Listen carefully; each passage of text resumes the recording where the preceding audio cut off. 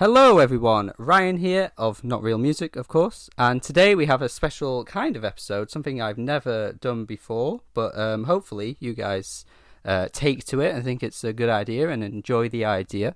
But today we have a special guest, my best friend, in fact, my best friend, John. John is here, and the reason John is here is that for the past however many months or so now, probably I think it was about June or July time, during the very bizarre year of 2020, John has been working from home, as most people have who have jobs. I don't currently have a job, actually, but I'm a broke bitch.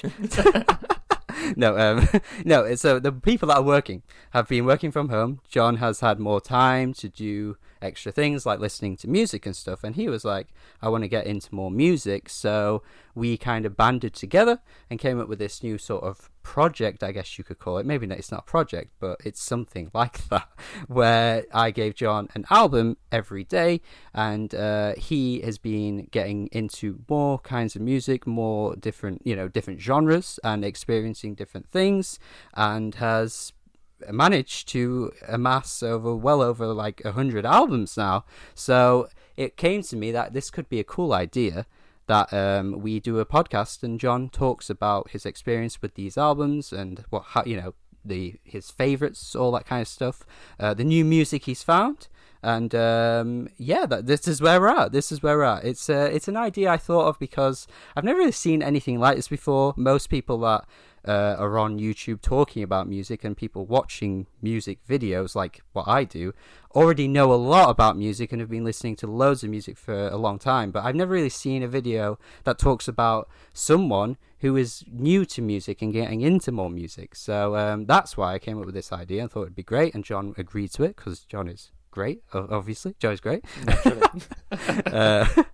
So yeah, sorry for the really long spiel, but I thought I'd introduce this and explain what we're doing here, because it may appear a bit random, but I think it should turn out really, really well. So firstly, I just want to say thank you, John, for dedicating yourself to this amount of music in the past year, because I can't say I know anyone in my life that would do this kind of thing. So thank you, John, for that. And how are you doing? How are you doing, John? How are you?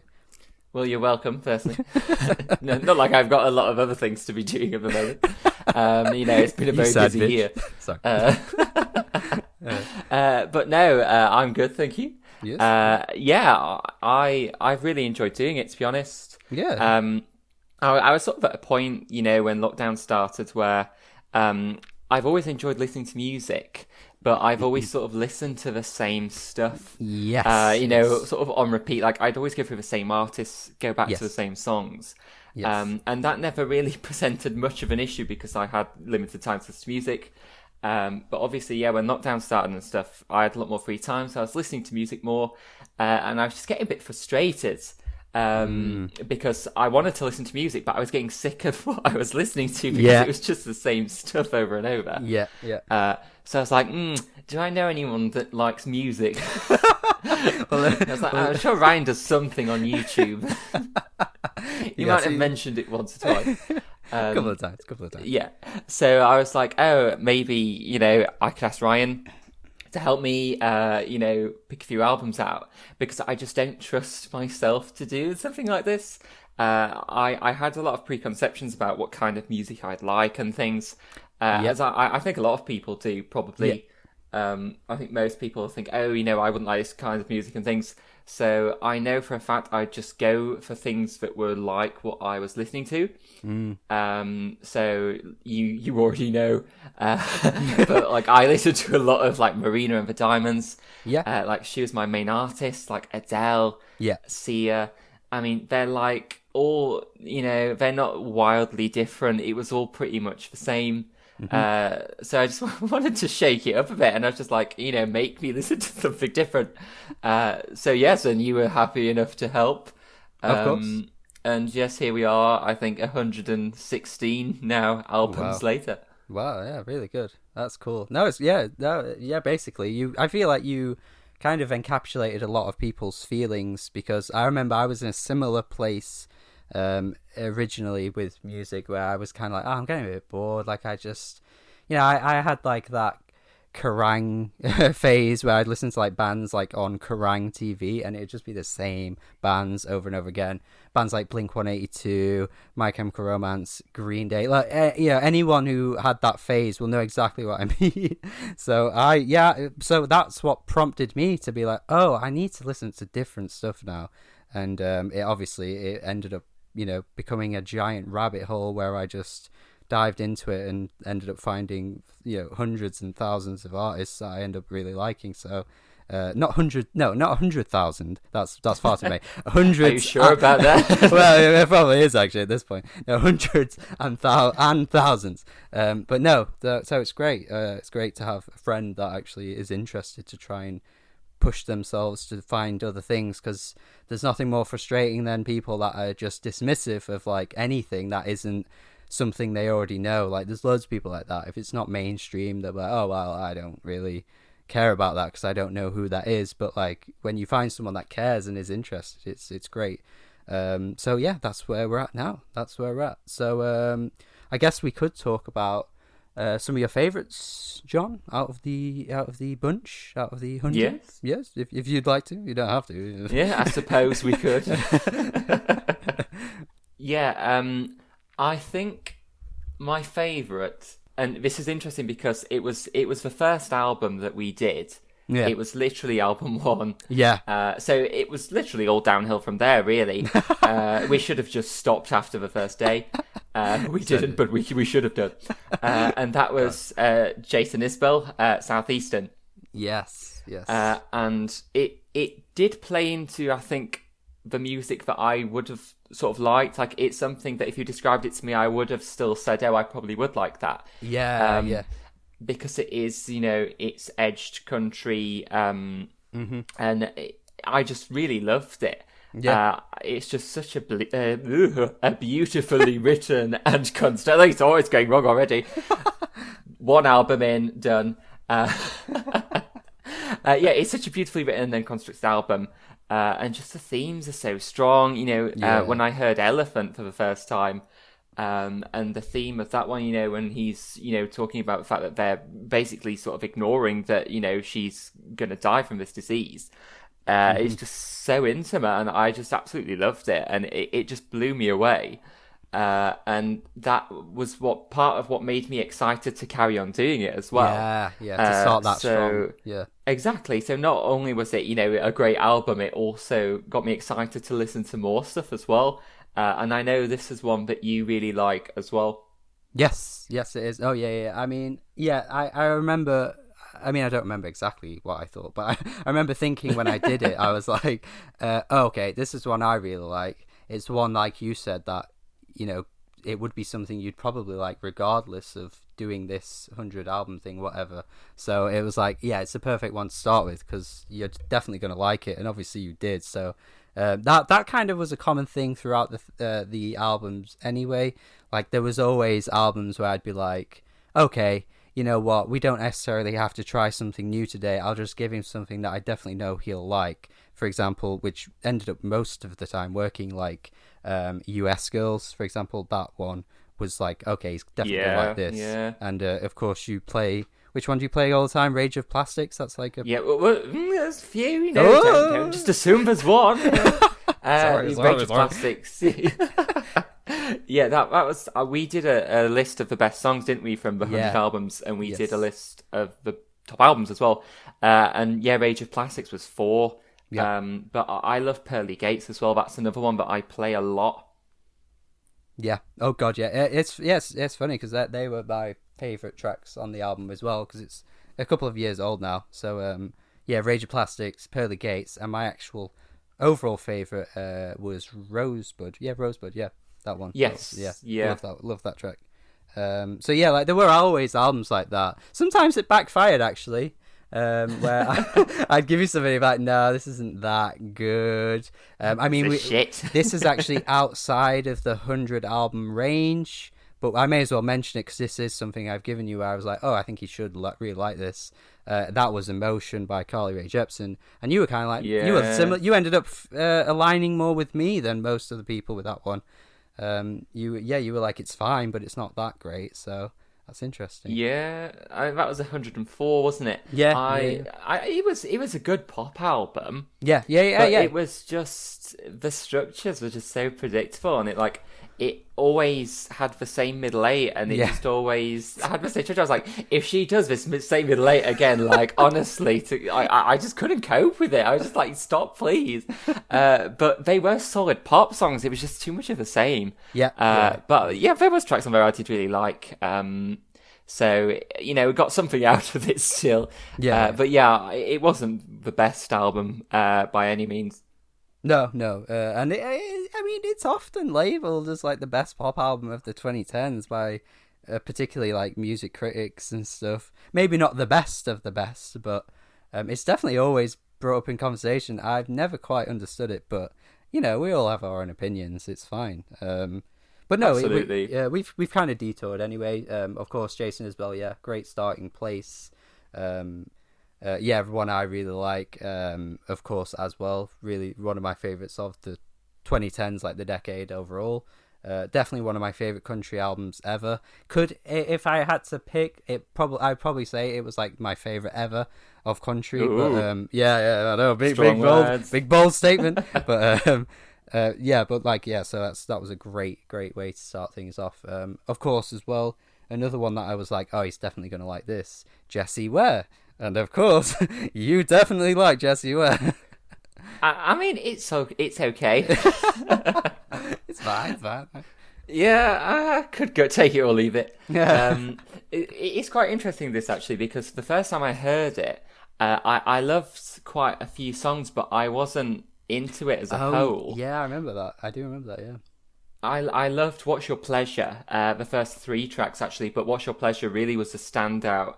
One of my favourite tracks from last year. Yeah. But I thought that there was a dip from Save a Kiss onwards. And I was like, oh, it's such a shame about the end. And you're like, what? And then I went back to it a couple of weeks later. And I just loved the whole thing, and I was like, "What drugs were you on?" And I do that sometimes. Apparently, you take drugs my mind sometimes, or? Yeah, often. Not as much as I should, but and I just love the whole thing, and I ended up giving it 9.5 out of 10. It was really, really good. Such a indulgent album, just so great, and it's one that I keep trying to palm off on people.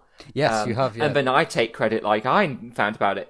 I just say Ryan, gave you this. I was like, oh, you need to listen to Jessie Ware. And everyone I've given it to or mentioned it to has really liked it. So she's really got an incredible album there. Yeah, for sure. You're not alone with that. Critics again loved that one. I really liked it. It was in fact the Needle Drops album of the year, which he's like the biggest music critic ever of all time in the world. Yes, you sent me that list. Yes. I remember watching you like, I think you'll like this one. Yeah. And I did. But no, I mean, even going into that video, actually, I was like, maybe that would be his album of the year, but probably not. And then when he said it, I was like, oh wow, he's really giving it album of the year. I couldn't quite work it out. So he's sometimes unpredictable. I'll give him that. But keep him guessing. You are? Keep them guessing. Yes, of course. Jessie Ware, of course, very good. Any other favourites you wanna mention for now? Well, when we did the ranking as well, number 2 behind Southeastern on that was Floss by Injury Reserve. Yeah. And this was a really big one as well for me. It came early on. Yeah. As well, it was album 7. Yes. So literally the first week. And I remember you giving it me, and I was sort of like, ugh. Because I was always a bit apprehensive about hip-hop rap music. Yeah. Because I was always one of those people, we all know them, Well, I was one of them. Being like, oh, I won't like this. It's not for me. Hip-hop rap, I've always been really abrasive about it because I've just always said, oh, I won't like it, and dismissed it. Even though I have individual songs and things before. Yeah, you like your sassy rappers out here and there, don't you? Like some sassy. Yeah, I mean, it's a bit more basic. Yeah, I mean, you can't count Kelly's Milkshake, can you? Really? Yeah, I mean, everyone likes that. Yeah, it's always a bit trashy, almost. Yeah. But yeah, so I was like, okay, obviously that was the deal that I made. Yes. And I was like, okay, yeah, I'll listen to it. But I didn't add this one to my library to listen to it, which I did for the others. But I was like, I'll just add the few tracks, if any, that I like. Oh, yeah. And then the first song came on, which is obviously Oh Shit. And I was like, oh, wow, yeah, this is really good. And so, yeah, I was like, I add it to my library. And then track 2, and I was like, oh, this is really good. And then track 3. And then before I knew it, was at the end of the album, like, I'd added it all. And I absolutely loved it. Yeah. It's just insane. It's just really charismatic, really tongue-in-cheek. Yeah. Just so much fun. And yeah, the beat's just great. Everything about it is just fantastic. And yeah, I gave it like 10 out of 10, and it ended up being my second favourite out of the whole 100. Yeah. And yeah, it really broke down that preconception, and it made me think about it. You know, maybe you shouldn't have preconceptions about stuff like this if you haven't properly tried it. Of course. No, I'm glad. Yeah, of course. I mean, I wish more people thought that way, really, but with any genre, it's not just hip hop, although hip hop can be one that people are more apprehensive about. But I don't know if that's changed, though, because I mean, one of the biggest songs of last year was WAP. So it's like people obviously love hip hop, so I don't know if that's even much of a thing anymore. Maybe it's more, I don't know, maybe it's dying out. We'll see. We'll see how time goes. But no, yeah, I mean, it's funny doing this podcast because I know for a fact that people that watch me know I love Injury Reserve. So listening to you talk about that, they're probably like, "Oh God, he's just put him onto Injury Reserve. Like he's trying to just give him all the favorite artists, and like he's just trying to get him out there." It's like, well, yes, I mean, obviously I did do that, but at the same time, that was unplanned because I wasn't sure when to start giving you albums in that genre because I knew you were apprehensive about it. So I was going to save stuff like that for later on. But unfortunately, the very tragic passing of Groggs, who is a rapper of Injury Reserve, came out of nowhere, and it really shook me up, and like a lot of other people who really like Injury Reserve as well, just did not see it coming at all. And the next day I was like, oh, you know what? Why not as like a sort of commemoration, pass this on to John, and like, it gives the artist a few streams on Apple Music or whatever. And it's like, it's a nice way to sort of celebrate his death. Because again, I wouldn't have given you that at all, probably not for at least a long time. But yeah, of course, his death was quite really sad. So, and it really worked out because that was when I was like, well, he's definitely going to like hip-hop now. He's going to like this genre. I'm going to keep giving him hip-hop albums. I'm not going to stop now. Yeah. Like, let's keep going. Stop sweating about it. And which actually brings me on to Kendrick Lamar in a pretty good way because, of course, one of the biggest hip-hop artists at the moment. I gave you, Good Kid, Mad City, and To Pimp a Butterfly. And yeah, they went down really well, didn't they? Absolutely. I mean, both towards the end as well. I think Good Kid, Mad City was like 80, and then To Pimp a Butterfly was 100. Yeah. And I'd heard Kendrick singles and stuff. And back when we used to see each other in person all the time before you were at university, we used to do things. You used to play like a lot of stuff. Like I've not seen you in 3 years. Like I have seen you. It has been forever. No, yeah. But yeah, so you played stuff then. So I had heard things, but I'd never really gotten into him that much. So I was a bit sort of, I didn't know what to make of it. Because the singles I had heard, I wasn't, they didn't really catch me that much. And then, Good Kid, Mad City, like I said, came first, and I absolutely loved it. I just thought it was great. It's the concept, just how the songs flow into one another and how it all interlocks. And then just his style generally and just the lyrics, the whole thing is just absolutely flawless. Yeah. So much so, I gave it 10, and then when you gave me To Pimp a Butterfly for 100, I was like, it's going to be really difficult to top this. Yeah. And it did. It got an 11 out of 10. Yeah, I mean, why not? Fuck the concepts and things. we'll break the number system. But yeah, and it was exactly the same, just slightly better. And yeah, literally all the same compliments. And then you had, at the end, that beautiful piece about, the butterfly and the caterpillar. Yeah. And just really, really thought-provoking and really well thought out. And it was just fantastic.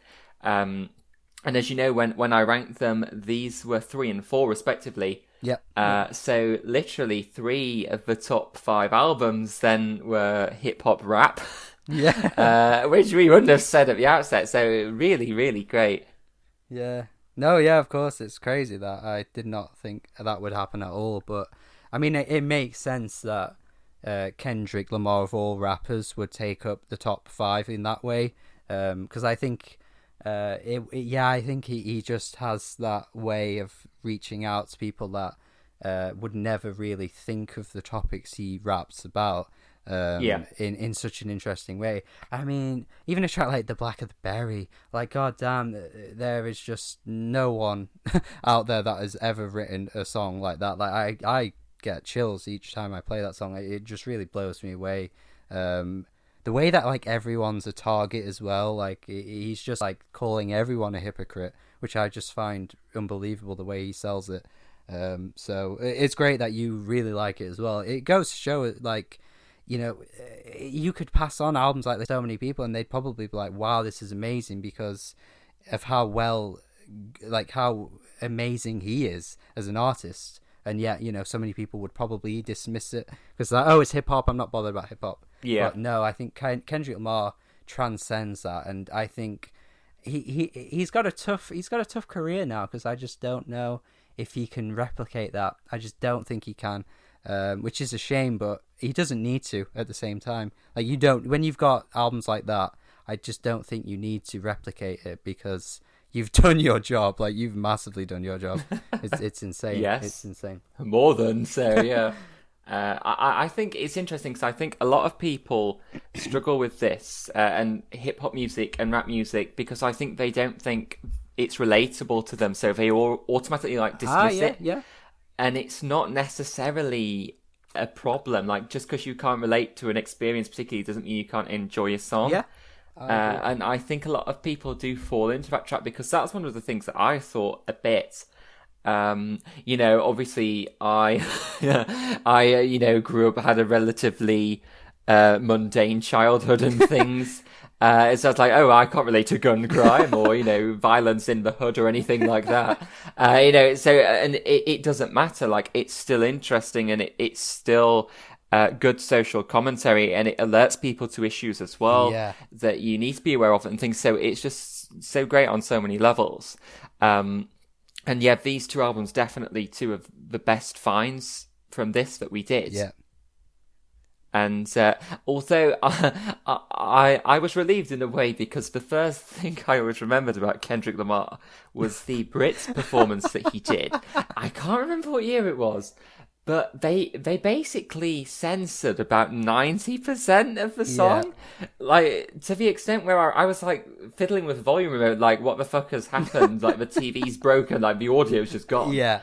And it was just the most bizarre thing. Yeah. It was ever. Yeah, I remember catching that. The response to it was probably one of the most negative responses I've ever seen to a Brit Award performance. And I think there was good reason as well. It just was not the right song to play on live TV. Like, you know what I mean? Like, what is the point? It's like, me and you have talked about this before. It's like when you turn on a radio station and, well, I mean, you may as well go back to WAP because that's a perfect example. Oh, God. Like, every word gets cut out. Like, can you just not turn this song off and play a different song? Because you can't even hear the song on the radio. It's the same idea when there's so many swear words and stuff. So, yeah, that was really weird, that performance. Yeah, it's funny as well because that would probably have been a lot of people's first exposure to Kendrick Lamar, and it wasn't. I'm sure to God as well, it was like a feature song. So there's someone else on that song. So it's like a really weird track to have played live. That maybe he should have just covered something, something very PC, like, I don't know, Can't Get You Out of My Head by Kylie Minogue. Maybe it would have, opened people up to him a bit more, and they'd have at least been able to hear him, which was my problem. Kendrick Lamar doing Kylie, I love that. It's amazing, man. We're breaking all the boundaries down. What on earth? That is so funny. Yeah. So yeah, that's funny that was like your first ever exposure, and it was around a time where as well, like I was probably praising him a lot because, we'd become friends like quite quite close to that time. So I was probably talking about Kendrick a lot. As like one of my favorite artists, and then you turn on Brits, whatever year it was, and you hear that song, and you're like, "What is Ryan talking about? Like, who is this man?" Yeah, I mean, it really did make you think, should he really, is this the kind of guy you want running a YouTube channel? If this is the sort of thing that he's pumping. Oh my God. Completely debased your opinion. Very good. Very good. Naturally, then we may as well round out the top five. What was your fifth album? Your fifth favorite album? Well, wouldn't you like to know? So the fifth one was Fiona Apple. When the Porn Hits. I'm not going to read the full name out. This is probably going to roll on long enough. We don't need to take the piss. I heard bits of Fiona Apple before, but this is the first time I'd sat down, and listened to a full album. Yeah. And it was just, again, fantastic. Like, her vocals are just so commanding. Yeah. And then the themes and the instrumentals really dark, really sensual for a lot of it. And she just really knows how to construct a really fantastic. That's a new word. A fantastic track I was going for, but I merged them together. A fantastic. It was really great. And it was another one where I just, literally, there was nothing to pick at all. Yeah. It's funny because that's really one of my favorite albums ever. So yeah, I'm very much in the same boat with Fiona, which is funny because you could say that about so many I say so many. She doesn't have that many albums actually, but you could say that about each and every one of her albums. Like if you ranked whichever one as the best one that she's ever put out, I'd probably say yeah, even though I wouldn't agree, but she just is that good. Like she's so. It's like heart on your sleeve type stuff. Like she's always singing about her emotions, but she does it in a really great way, I feel. And it's never gotten old. Like she's managed to get away with singing about similar topics for the most of her career, and I don't know how it hasn't got boring yet, but it hasn't for me. So I it's interesting. Yeah, I find how some artists can do that, and if it's still engaging and it's still interesting, you don't mind. You sort of give them a free pass almost. Yeah. But if it's not, if like the instrumentals are weak, for example, you notice that it gets boring quite quickly. So it is a skill in itself, to be fair. I think right. To be able to do that, yeah. And I know, obviously, you did a video on it, but she had an album out, was it last year? Fetch the Bolt Cutters. Yeah. So I'm definitely gonna have to listen to that one at some point. Yeah. I feel like a bit like a Terminator with this. Like I'm learning, I'm picking things up from the albums that you've given me. Like I'm following things a bit more, mainly for your videos as well. But yeah, that's definitely one that I was like, you really need to listen to this because I think the chances of me liking it are so high. Yeah, for sure. Oh yeah, that could be something we do in the future. Where it's that well. But bring it back round. And yeah, I think musically that was her most different album, which I think probably helped because again, like she hasn't changed things up massively her whole career. So then to give us something that was a bit more in your face with some of the instrumentals, she kind of like had like freaky moments as well with like some of the vocal performances and stuff like that. So like it definitely was her boldest album to date, and again got massive critical acclaim. Across the board, like a website called Pitchfork. I've mentioned to you, John. You probably recognise that name. Once or twice over there. They instantly gave it a 10 out of 10, which is like, whoa. They hadn't done that in 10 years, so it obviously shows something.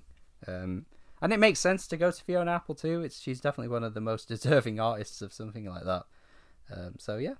I'm all for it. Is Fiona Apple sponsoring this video by any chance? Fiona Apple, Injury Reserve, Kendrick Lamar, like they're paying me, I think. You'll find the iTunes links in the description below. Oh dear. But no, we've talked about a lot of the good things. We could talk about some albums now that you expected a little bit more from. I think that might be an interesting topic to go on to. Yes, here. Yeah. Yeah. Do you want to hit me with something? Hit me.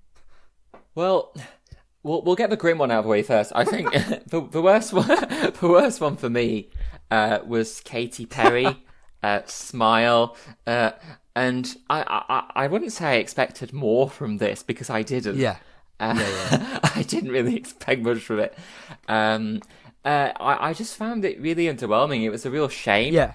Because I wouldn't say I'm a Katy Perry fan, but I think she really does know how to make a really good, catchy single. Yeah. She's had loads, Firework, I Kissed a Girl.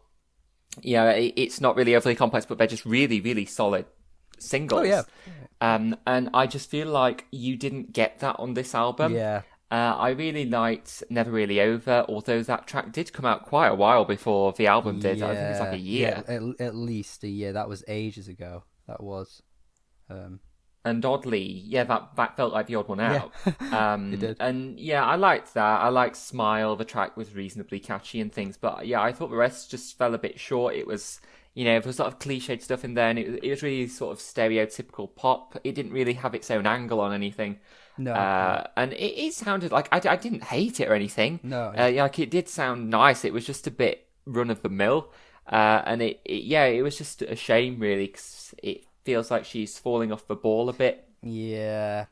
I mean, it definitely fits the criteria because you would expect more from Katy Perry for a pop album, like even at least a handful of songs. But I mean, I would probably just say the first song was it for me. Never Really Over. And like performance wise, she just wasn't giving great vocal performances at all. She's not the best singer ever, but you recognize her voice. But on that album, it just was not there. It was really weird. Really weird. Absolutely. It was a shame as well because I was reading about the build up to this album for her, and she was frustrated about her last album. And she just wanted to be a bit more chilled with this one and do what she wants and things, and it just didn't really work. So it's a shame, but hopefully, you never know, she might release something else and it be better. And I don't think this was received well critically either, was it? No. So it's not we're not going against the grain. It isn't going to make Rolling Stones top 100 albums of all time list or anything. Maybe it will. Maybe they will do that. We don't want to second guess them. But it is a shame. I hope she does do something a bit better with her next one. Yes. No, I agree. But there is also one album that might get people more annoyed. Maybe. That you sort of expected more from. Do you want to spill the beans? I don't think I want to. Yes. I think the biggest shock, probably the whole thing, was Radiohead's OK Computer, which I didn't know at the time when I listened to it, but you told me afterwards that it on Radio Music as well. It's sort of it's the number one ranked album of all time. And it's really, well regarded, was really critically acclaimed, and I just didn't feel it at all.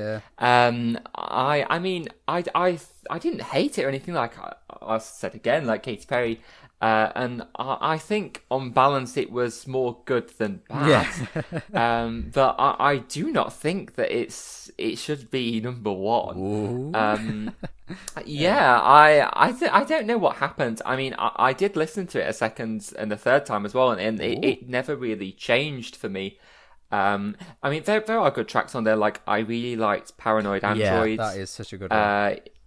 Like the guitar and stuff was really good. The pace of it, and then there was just some tracks that I just don't think worked as well. Like the worst one for me was Fitter Happier. I was like, what is going on? It just felt a bit pretentious to me. I just didn't like it at all. But the rest I thought were okay. They were good, but I just don't think they were anything special. It just really didn't resonate with me. But I can see why it would, because it is different. Yeah. Sorry, were you going to say something else there? No. No. I didn't want to jump in and accidentally interrupt you. Sorry. You bitch. No. Like that's the thing. like even as different as it is at points, there are some pretty straightforward tracks, like Karma Police, for example. That isn't really an experimental song, Yeah. but I think people tend to oversell the album in terms of what it's trying to achieve, like with the concept and stuff. Like I don't think I don't think it all comes together in the way people seem to say it does. I don't know, like I've listened to it a lot of times over the years, but perhaps I have missed something. But yeah, like especially when it hits Fitter Happier, like I'm just ready to turn the album off, because I just think that whole track is just so annoying and really just it's just so irritating. Like Oh God! yeah, like Not this again. like I do feel like it doesn't really have as much to say as it thinks it does. But like that being said, there are some great songs on there. Like I do think No Surprises is amazing. I love that track, and Paranoid Android, which is one you said, which again is a great track. But yeah, Absolutely. often even without the lyrics and stuff or the themes, Tom York's voice never been the biggest fan of it. Like he kind of fades into the background sometimes. Like when I think of my favorite vocalists of all time, I could never point to a moment where they fall into the background and I'm not really paying attention. Like Tom York really falls into the background so much on many of Radiohead's albums. So I think if he had a bit of a stronger vocal presence, I'd love them more than I do. But yeah, there's just something missing with his voice for me. Yeah. So. Yeah, I think it's with the style that it is. It's probably one of those albums where you're more likely to go one way or the other. Yeah. I don't feel like many people would really say, "Oh, this is very average." I don't feel any particular way about it. I feel like people are going to say either I love it or I really don't like it. So yeah, but I mean, I recognize, like I said, objectively, I can see the quality in there, but it just didn't land with me at all. So yeah, this is why I would definitely not start my own YouTube channel. Cancelled before I've even started. No, I've had many, I've had many ratios in my time. There are plenty of videos that I get absolutely shredded to fuck about, and you just got to deal with it, I suppose. Sometimes it's funny. Yeah, I mean, we all remember, Rina Sawayama Gate. Oh no. Yes, we do. We do. I can't deny it. I'm in constant contact with her. She's still mounting her counterattack. This is swiftly moved into the next topic nicely, actually, because we can now discuss some albums that we ended up disagreeing on, and Rina Sawayama is probably one of the biggest ones for that. I'd say out of the ones that I listed. She's definitely the biggest disagreement, because you love that album, which is great, but I was obviously somewhere in the middle. I know. It still shocks me, actually, because I thought you would have liked this one, because you really liked her EP as well. So I was like, oh, you probably will like this, because, well, how it works, obviously, you give me the album, but you don't tell me what you thought until after I have. Yes, it's a good way. Obviously, yes. And yeah, I just loved it. I was in love with the whole thing. I think every track was just so fun and just so bouncy and just so witty. I really, really just thought it was fantastic. Dynasty was one of my favourite tracks. XS as well. Chosen Family. Just all of them were just really fun, and I just love what she did. So yeah, but to hear that you didn't like it so much, I was like, what? What is wrong with him? Everyone else said that too, so... Yeah, I was on that cancel train. Like, I was at the front saying, swamp his videos with dislikes, report him if you must. We have to do something about this. Oh my god, no. It's funny. I don't know. It gets brought up a lot by people by saying, oh, it's a grower, so you should really sit with it. And I do keep saying to myself, should I just play it again and see if something changes? But then, other things get in the way, and I'm always wanting to listen to other things. And Not that I'm not willing to go back to albums that I didn't like, by the way. I do that a lot. One of my favorite artists is Perfume Genius, and he dropped an album in 2020.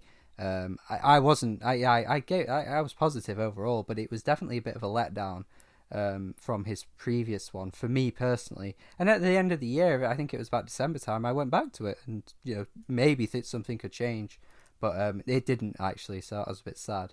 So I'm willing to go back. I will have to go back to this one day. It was. I don't know. Like sometimes artists can get away with like genre shifting and genre blending, and one song being completely different to the next song. Like some artists can really get away with that, but I just don't think this album did, and that was where my issues fell, because it wasn't that the genres that she tried were bad. It was her kind of approach to some of them didn't really land. Like the one I always think of when I think of this album is track Paradising, which is kind of like this little pop punk tune. And I like that genre. I used to love it and listen to it all the time when I was a kid, but I don't think she sold it very well. So it was just the issue with the that kind of like dipping your toes into something and then immediately taking it out. That's kind of what I felt the album did. But no one agrees. No one agrees. I don't. I mean, I don't. I see where they're coming from. I think you're full of shit. No. No, I mean, I can get why you'd say that. Because when things are a bit quirky and things, obviously it's easier for it to go one way or the other. Yeah. And it's just happened that it's fallen the other way for you. Yeah. But I mean, to be fair, I haven't repeated the album as a whole loads and loads. I have gone back to more specific tracks, like the ones I listed. Yeah. So it's that's an interesting point to raise as well. But then also she released Lucid as a single after this, and then we swapped, and then you loved it and I didn't, and I was like, what has happened? Well, I mean maybe I think my thing, what I said in the video, I said like, for dance pop this is one of the best songs you'll hear this year. I said something along those lines, so I probably sounded more positive than I actually was, because I do like it. I think it's a good track. But I think I worded it in a way that made it sound like I loved it, and I wouldn't say I do. I think it's a good song, though. It is fun. It's just one to play every now and then to kind of get you hype. It's an unfortunate case, though, where 2020 provided albums or songs like that, because that could have easily blew up if it was like, getting more exposure in clubs and stuff like that. Because I think that song would go down really well, but obviously she doesn't have the opportunity to get a song like that out there. In the way, absolutely, in the way that you would if everything was normal. So I think she probably could have had a massive hit with that if things were a bit more ordinary. But it's a shame. But I do like it. But you thought it was a bit basic. It definitely is basic. It's probably one of her most basic songs she's ever done. But I just thought you're putting a lot of emphasis on basics. It's very basic. It's basic. But I think someone summed it up in the comments very well. They put it's really basic, but at the same time, it's just a lot of fun. And it's like, I agree with this comment. I think that's how I feel. Yeah. Yeah, I mean, I think you did oversell it in your video a bit. I specifically remember berating you for about a week over how good you made it sound. And I was like, best dance track ever. Oh my God, listen to this. It's like, no, I don't think that's like, well, that's what you said. So, but yeah, for me, I just felt like I'd heard it before. Yeah. And it was nice. There's nothing wrong with it. But it just felt a bit unoriginal. I just felt like I'd heard it before, which is why I wasn't that into it. But I can see, it was quite catchy and things. So definitely not a bad track. But it just in comparison to this album, I just thought it fell a bit short of the bar. Yeah. No, for sure. I definitely agree with that. I agree with that perspective. I see that perspective. Sorry. It's not an argument. I definitely see what you're saying, so I can't really add anything to that. Are you sure? No, I fucking hate you. Sounds like you're snickering a bit there. I understand that. Yeah, it's like, God, what's he on about? What's this guy on about? Get him off the episode. Talking shit. Speaking of cancelling Ryan, though, we do also have Phoebe Bridgers, because that was a review that didn't go down too well. But you actually, you liked it a lot. But I don't know, actually. I think you sort of faded on it, I think, or something. Did you? No. Yeah, I liked it on the whole. I gave it a 7 out of 10. Yeah. So that's obviously a good score. I think stylistically it worked a lot better for me than it did for you. I think there's some really killer tracks on there, like Kyoto, Moon Song, ICU. And I heard ICU actually a few times on the radio, which I was surprised by. I didn't think it was the kind of song that would get much radio play, but it did, which was good. But yeah, also there was some songs I wasn't really that keen on. The title track, Punisher, Garden Song, DVD Menu, I just sort of thought they were a bit lackluster. It just didn't really work for me. And then there were a lot of sort of mid-range tracks, Halloween, Chinese Satellite, Savvy Complex, ones like that. So, but overall, I thought it was really good. And this was this her debut? No, you'd think it would be actually. The way it kind of got, marketed, it did make it seem like it was her debut album, because it was like this really out of nowhere singer-songwriter has dropped one of the most emotionally potent albums of the year, and it's like. But she did that 3 years ago, and it didn't sound that much different. So it was quite weird. She did have an album quite similar to this. So it's almost like they weren't there for that album, and then suddenly they've just been like, "Oh, Phoebe Bridgers, where's she come from?" It's like, no, she's been here for a while. But it's interesting. It's interesting that you say that. It's weird. Indie artists get those little pushes randomly. Not that they don't deserve it. I think overall, I don't like this album that much, but I was happy to see it get pushed, because I think as an artist she does deserve it. But yeah, every now and then there'll be just one out of nowhere indie artist that's becoming huge, which is really interesting. It might depend on record label pushes and stuff like that, or marketing. It really doesn't. I don't know how it works. The music industry is quite strange with that type of stuff. But she had. An album and then a collaboration album in 2019, which was quite good. I like that.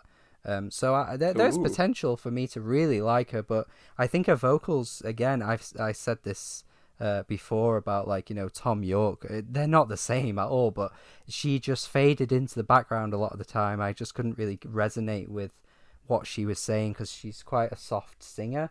But then when she amps it up on the more I guess rockier tracks, very very lightly used rockier there, but like Kyoto and then the last song on the album, I think she was great on those ones. But most of the album's just very soft, very somber. I can like stuff like that, but I just didn't like it with this. It just didn't land for me. But no, it is interesting, But no, she deserves, getting pushed and stuff, because she had a Grammy nomination and stuff, so that's great. It's cool to see.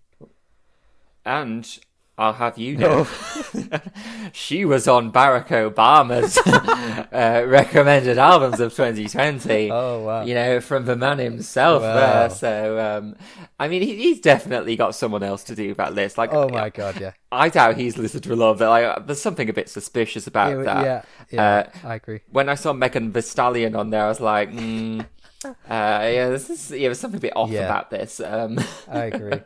But yeah, I mean, like you said, it is interesting, and I'd never heard of her before this. Although, to be fair, before this year, if she wasn't Marina and the Diamonds probably hadn't. So, that doesn't really mean a lot coming from me. But it is, it's nice that she has got a bit more recognition, because, I do think it was a really good album. No, for sure. That's good. It's good. So we should move on to something else. If you like. You wanted to mention some albums that had improved a lot for you. I feel like we should talk about that, because obviously it was something you wanted to talk about. So do you want to take it away? Absolutely, yeah. I go on then. I suppose I better. So there was one really standout to this, and that was the Mountain Goats, the Sunset Tree, which you gave me really early on. Again, it was right at the start. It was album 6. And I heard it the first time, and I did like the style and stuff, and I thought it sounded really nice, but I just didn't really take to it that much at Yeah. all. And I think I gave it about a 7.5 at the time. And yeah, and then I sort of left it for quite a while, and I came back to it a couple of weeks ago, actually, so it had been quite a few months. This will have probably fallen at the end of June, so about 6 months ish. And I just absolutely loved it. And I don't know what, again, back to the drugs thing, I was on something from the sounds of it. I don't know why I didn't like it as much the first time round, but I just thought it was brilliant. Just the themes are so strong, and lyrically, it's obviously, so heavily rooted in his experiences as a child and domestic abuse. And the lyrics are just so strong, so potent, and you're not going to get content like that from anyone because it's just so relevant to him. And then the juxtaposition of all that with the instrumentals, which sound positive, despite the lyrics being really grim. Yeah, that's really true. It just works so well, and I think like dance music as a track summed that up really well. But just so many really stellar tracks. This year was one of my favourite tracks from the whole 100, as you know as well. Just really great themes and things, just so fantastically done. And I revised it to a 9.5, so it really shot up. And yeah, like when we ranked the 100 albums, it was like 70 something. Yeah. And now it's about, I think it's 9. Wow. So really big difference. But it just goes to show that, you can't always judge something on 1 or 2 listens initially as well. Yeah. You do have to go back to things. Yeah, for sure. And with all the albums we've done, I've gone back to most of them. And I always try to. I mean, there's a few that I know I'm not going to like it again if I go back to it. Yeah. Like Flo Milli, How Rise You Here. That was very disappointing. That was a nailed on mic for me, and it wasn't. But when I listened to that, for example, I just felt like I'd been told off a bit. I was like, why are you so salty? And so I just knew I wouldn't like that if I went back to it. So sometimes but a lot of the time I do say to myself, oh, I didn't like this, but maybe give it a few weeks, few months, and come back to it. And that's exactly what I did with this, and it just paid off so much. And I know this is one that you love as well. Yes. Yeah. I did a video on it earlier this year. It's funny because I think I've mentioned this to you recently, but I already loved the album. But then when I had to sort of do a bit more research into it and like read about the lyrics some more, I was like, I love it even more, even though I already was like in love with it, which is weird. It's like an extra level of love you can have for an album that you didn't already know was possible. So that was really good. But yeah, you're right with the lyrics. Like, there's so many like minor details of like when you kind of read into the extra things about the album, or like. I can't remember. I say it in my review, the video I did, but like the mum, like the stepdad, is mentioned a lot because obviously it's about the abuse.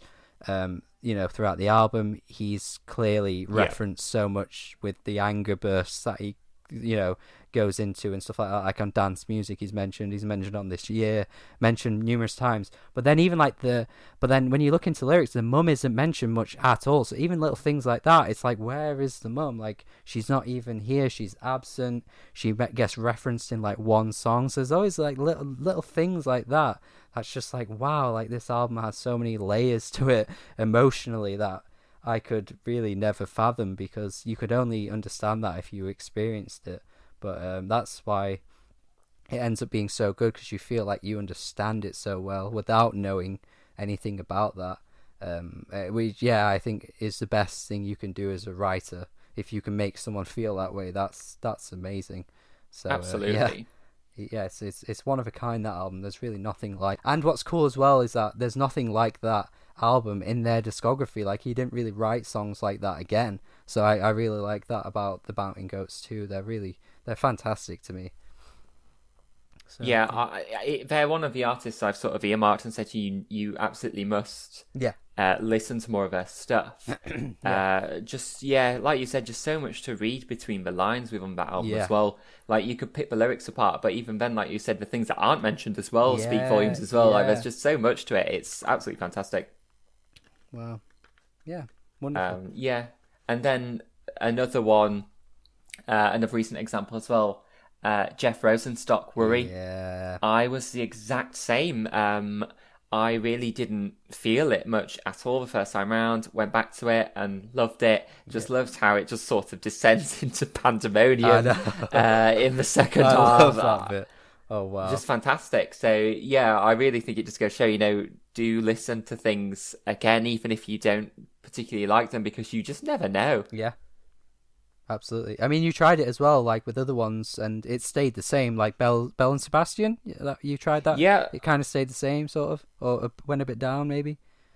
Yeah, I mean, weirdly, some of the tracks went from one extreme to the other. Like Mayfly, I really loved the first time around, and then I didn't reckon much to it. When I listened to it recently, and then the Stars of Track and Field and The Fox in the Snow, I thought were excellent. So and I didn't rank those much the first time around. So this is just what happens over time, I think. Yeah. And your opinions can change. But overall, it pretty much stayed the same. Yeah. For me. But I think more often than not, I've, revised things upwards when I've gone back to something rather than downwards. Yeah. That's good. But yeah, I mean, obviously, with more albums you hear and more music you hear. Oh, pardon me, geez, I just burped in the middle of a. You've got some nerve. I've took time out of my day to do this, and you belching down the mic to me. I can't believe it. That's horrendous. What kind of person am I? I feel like a monster. This is the kind of low class stuff you can expect from this music channel. Okay, oh wow, amazing! What a way to sell the channel. That is a statement. Poor Belle and Sebastian.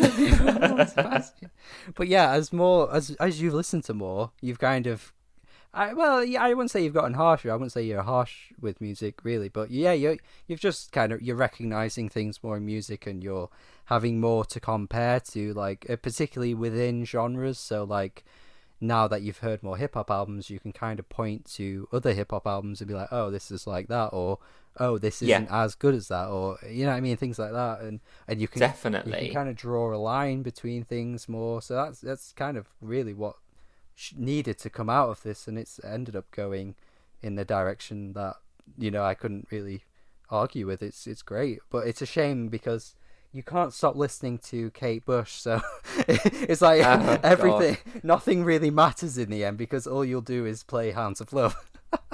I know. I mean, is that a bad thing? No, I was going to say, I can't say that as a bad thing. God, no. Well, I mean, you did only give it a 7, so maybe it is for you. Sake, I shouldn't. Yeah. No, no, I'm not even going to say it. You're gonna. I won't prompt you to do it. So carry on. What were you going to say? Well, no, I think that's enough of a prompt for me, Ryan. No, I mean, we spoke a lot about Kate Bush, haven't we? Obviously, I just listened to so much Kate Bush. I have a particular gripe with Ryan, how he rated Sensual World, obviously by Kate Bush, as the same as Confetti by Little Mix on Radio Music. And, I'm not here to slander Little Mix. You better be careful if I won't, your brother, you might listen to this, you don't know. I mean, he'll come for me, but, I'm willing to take that risk to say, you know what, I think Kate Bush is slightly better, even if only slightly. But yeah, was it 2.5 or 2 that you gave them both? Oh, no, 2.5, yeah. I mean, I don't know how you sleep at night. I mean, and then to have given Hounds of Love 7 on top of that, I just think, I don't know, I really don't know, how you close your eyes at night. A 2.5 out of 5, by the way, I've just realised that might sound like 2.5 out of 10, but no, 2.5 out of 5 out of 10. It could be 2.5 out of 10. I wouldn't put it past you. 2.5 out of 10, that would be so funny. Oh, No, man. but I understand. You explained it, didn't you? And you said, they're not necessarily directly comparable to one another. Yeah. So, which was your sort of push off, Yeah. excuse. And I was like, you know what? We're friends. I don't want this to become a thing. No. It's funny. I hope people have like stuck around like to hear you say this part, because it's so reminiscent of like the Needle Drops comment section where he gives a score of an album, and then people are like, you gave this a 7 and this a 7, like how could they be the same? Or like this got an 8 and this got a 6, what is wrong with you? And you're like kind of embodying that, which is really funny. It's quite good. But no, am I part of the problem now? Yeah, you're fueling it now. The establishment. Yes. I've realized I've created a monster. What have I done? I've made you like this. How did this happen? Before we started this, I'd be like, "Oh, this album's terrible. 8 out of 10." I'd feel bad for giving something lower than a 6. I was like, "Well, they put all this effort in," and I'm like, "It's shit. She's shit." So it's true though. You do get Kate. Well, I'm not a law student anymore, but I was. They called it being case hardened. Yeah. Which is with magistrates in criminal courts where they see the same crimes so much that they just don't care. Yeah. And it's the same thing. You hear the same stuff so much that if it's not up to a certain standard, you're like, oh no, this isn't that good. Yeah. And it's the same with music. It really is. And I can definitely see how, I've gotten harsher to some, because when you've heard a better version of something, or you've heard something be done in a better way, obviously, naturally, you say, oh, well, this isn't as good. Yeah, it's true. And it's hard to avoid that sometimes. Like, I try my best not to just compare everything to something else in a review, even when it might not be the most original thing, because you don't want to fall into that trap. You don't want to dismiss something like just because it sounds like something else, because it's hard to not sound like something else. Like, God, we've had decades, we've had hundreds of years of like different kinds of genres of music. It's gonna hit that point. But no, you're right. I that could be a video topic one day, kind of comparing the idea of being case hardened to a music critic. Are you the same as that kind of judge? Like, there's probably something in that. Like, there probably really is. And the comment section is going to be like, yes, Ryan, you have become this person. Because that's what they'll do to me. They'll hate me. Yes. All the Rina Sawayama fans. God. Oh, dear. But no, I mean, we're about an hour in now. I feel like we're around a natural stopping point. We've talked about lots of things, and it's been great. It's been really good. I've enjoyed this a lot. I hope you have too, John. I hope you have too. I could have gone on the Xbox, to be honest. Would have been a better use of time. But this is what happens when you have friends. Look, you can go on your own next time, bitch. I'm not coming on the Xbox. If this is the kind of thing you're going to say, no, you play the Xbox on your own, bitch. No, absolutely. It's been really great. Thank you for doing this. Thank you for helping me generally with it. Like, honestly, like, I have the opposite problem now. Yes, yeah. Before, where I was like, I'm sick of listening to the same stuff. Now I've got so much stuff to listen to, I don't know what to listen to. Yeah. So, and then just to leave you with as well, I have to mention this because I'll kick myself in the leg if I don't. No, that's not a thing, is it? I'll kick myself in the leg. Is that a thing? No. I'll kick myself just generally if I don't. And that was my funniest moment from the whole thing. Go on. Which was when I was listening to, you know what it is, Kylie Minogue, Disco, which is a good album. I did enjoy it, but Supernova, there are some lyrics on there that I really got hooked up on. And it was at the start, in the reprise where she says, from another galaxy like Jupiter and Mars. And I understand, that lyrics don't always make sense. If it sounds good, there's a trade-off. But they're in the same solar system, man. I mean, even as us, like, I was like, Kylie, why have you done this? And honestly, I couldn't stop thinking about that for the rest of the album. It's haunted you for life.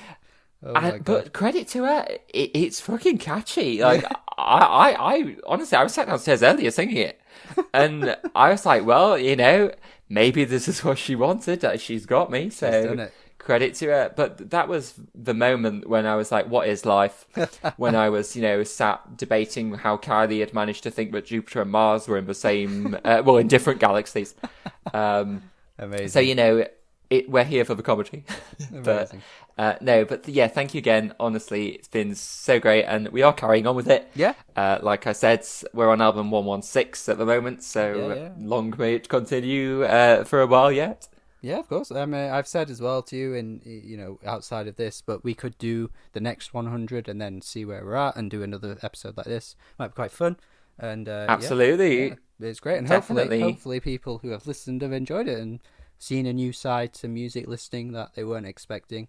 Because obviously, it's not something I've ever done on this channel before, and like I say, I haven't really seen anything like this done before. I'm not trying to be like I'm a pioneer, I'm a creator of new things, but I'm just saying I personally haven't. I am the YouTube god. I personally haven't seen anything like this before. So hopefully it was insightful and you guys enjoyed it. And thank you to everyone that listened. Thank you, John, again. It's been great. Thank you for doing this, staying dedicated to listening to new music. It's great to have someone like this in my life that shows that much interest in it. And can't say enough positive things about you. So thank you, John. Oh, well, thank you. And I think you should call this video, by the way, something like introducing the peasants to music. The natural, the riffraff. Popular the plebs, music. The plebs, the working class, the plebeian. The bigots. You've reminded me of when Gordon Brown called that woman a thing now. Amazing. Oh my god, that is funny. Yeah, we're going to do that. That's got to be the title. But yeah. Yes. Thank you, before we keep saying a conclusion and then going off the rails. Thank you for listening. And have a good day, everybody. Subscribe if you haven't already as well. And goodbye. Goodbye.